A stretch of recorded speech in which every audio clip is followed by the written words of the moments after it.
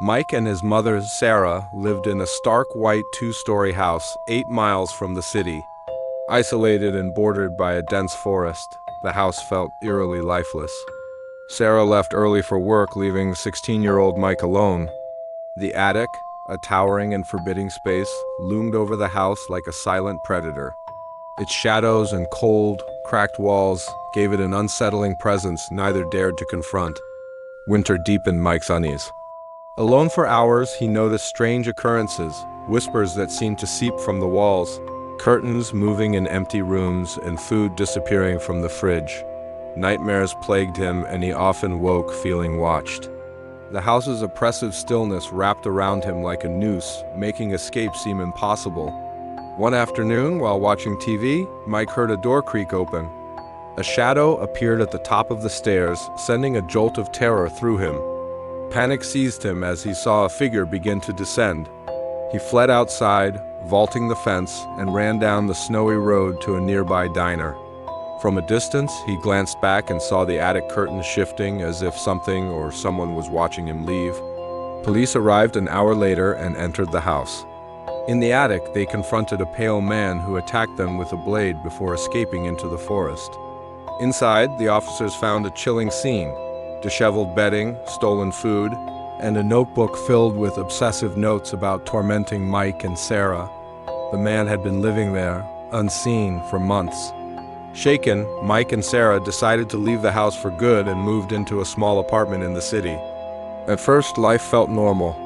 Mike found peace staying alone during the day, and Sarah felt relieved to be closer to him. Yet, after a few weeks, the eerie knocks began. Late at night, soft thuds resonated from the apartment's metal door. Mike dismissed them at first, but the knocks grew persistent, each sound carrying an inexplicable sense of dread. One night, the knocking woke Mike. Determined to confront his fear, he peered through the peephole. A shadowy silhouette stood motionless outside. Its form, cloaked in darkness, sent a chill down his spine.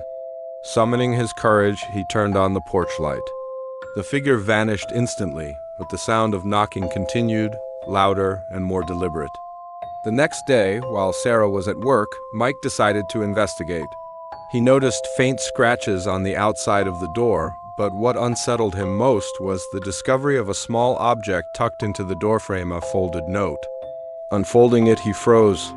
It wasn't a warning or a threat, but a detailed drawing of the attic from their old house, with 2 stick figures inside labeled Mike and Sarah.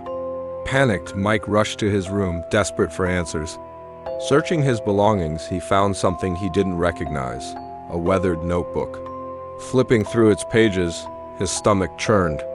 The handwriting matched the journal from the attic, but now the note spoke of following them, of never letting them escape.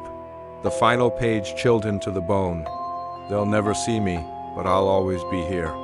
That night, as Sarah returned home, she found Mike sitting silently on the couch, clutching the notebook. Before she could speak, the lights flickered and a faint whisper echoed through the apartment. It wasn't the walls this time. It was coming from the closet.